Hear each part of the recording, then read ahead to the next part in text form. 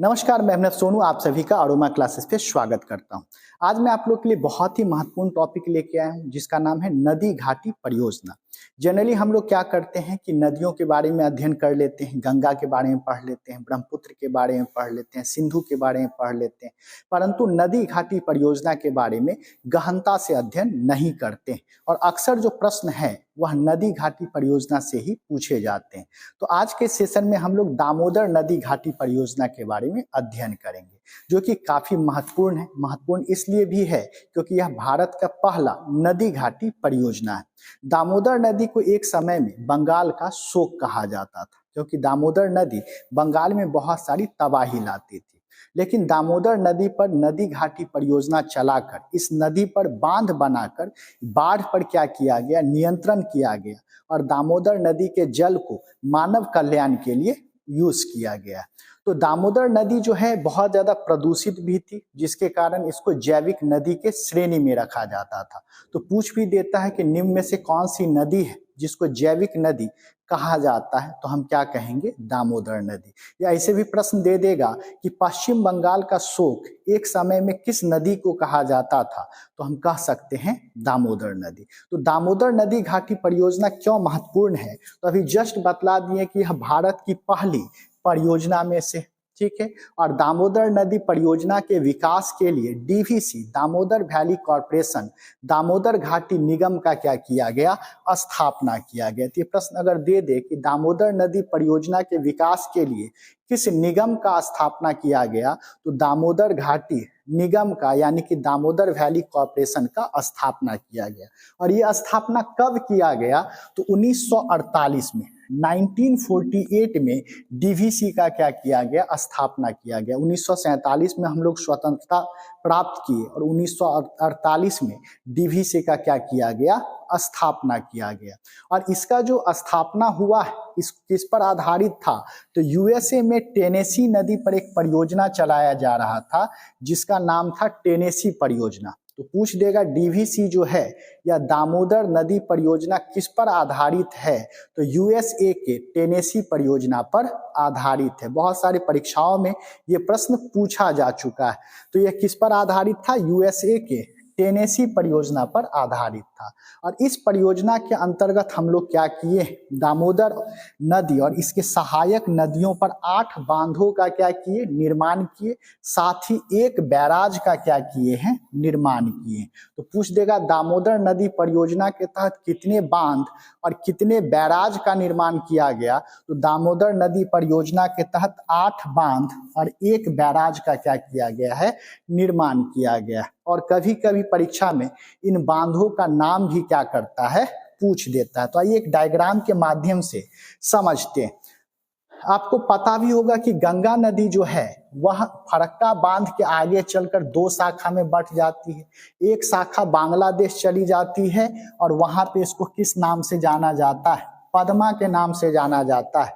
और दूसरा जो शाखा है वह पश्चिम बंगाल में प्रवेश करती है और किस नाम से जानी जाती है, तो हुगली के नाम से जानी जाती है।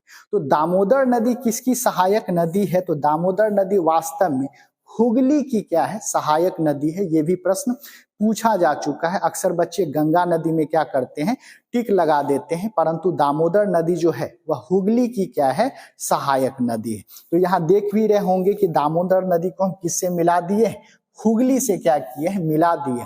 दामोदर नदी में भी बहुत सारी छोटी नदियां आकर मिलती है। जैसे कौन कौन नदी आकर मिलती है, बराकर नदी मिलती है, कोनार नदी मिलती है और बोकारो नदी जो है वह दामोदर में आकर मिलती है। तो यूं कह सकते हैं कि बराकर, कोनार और बोकारो नदियां जो है वह दामोदर की सहायक नदी। और इन नदियों पर भी बहुत सारे बांधों का निर्माण किया गया है। जैसा कि आप डायग्राम में देख रहे हैं कि बराकर नदी पर 3 महत्वपूर्ण बांधों का निर्माण किया गया है। एक का नाम है तिलैया बांध, दूसरे का नाम है बाल पहाड़ी बांध और तीसरे का नाम है मैथन बांध।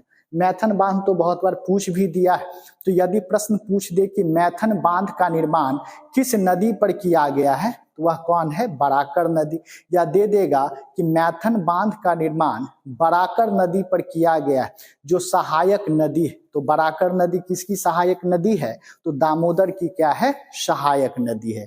तो तिलैया बांध हो गया, बाल पहाड़ी बांध और मैथन बांध, इसका निर्माण कहाँ पर किया गया? बराकर नदी पर।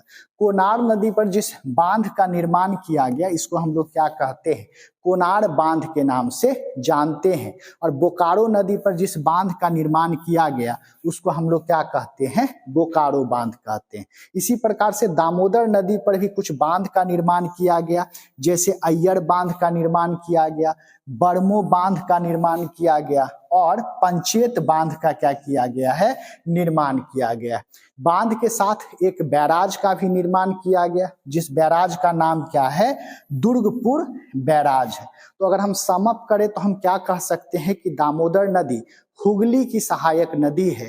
दामोदर नदी में 3 प्रमुख नदियां आकर मिलती हैं, जिसका नाम है बराकर, कोनार और बोकारो। बराकर नदी पर 3 प्रमुख बांध का निर्माण किया गया, तिलैया बांध, बाल पहाड़ी बांध और मैथन बांध। कोनार नदी पर कोनार बांध का निर्माण किया गया और बोकारो नदी पर बोकारो बांध का निर्माण किया गया। इसके साथ ही दामोदर नदी पर अय्यर, बरमो और पंचेत बांध का निर्माण किया गया और एक बैराज का निर्माण किया गया, जिसको हम लोग क्या कहते हैं? दुर्गपुर बैराज कहते हैं। तो कुल 8 बांध हो गया, 1 2 3 4 5 6 7 8 बांध और एक बैराज हो गया। जैसा कि हम पहले बतलाए थे कि दामोदर घाटी परियोजना में 8 बांध और एक बैराज का निर्माण किया गया।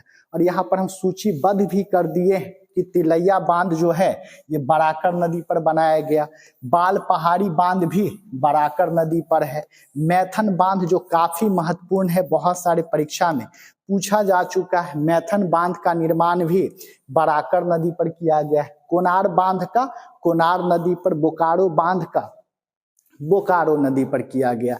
इसी प्रकार से अय्यर बांध, बरमो बांध और पंचेत पहाड़ी बांध, या इसी को हम लोग पंचेत बांध कहते हैं, इसका निर्माण दामोदर नदी पे किया गया। और जो दुर्गपुर बैराज, इसका निर्माण भी कहाँ किया गया? दामोदर नदी पर। तो जो भी इस वीडियो में नाम है वो एग्जाम के दृष्टिकोण से काफी महत्वपूर्ण है। इसको देख के एक बार नोट्स बना लीजिएगा और 1-2 बार वीडियो देखिएगा तो पूरा याद हो जाएगा।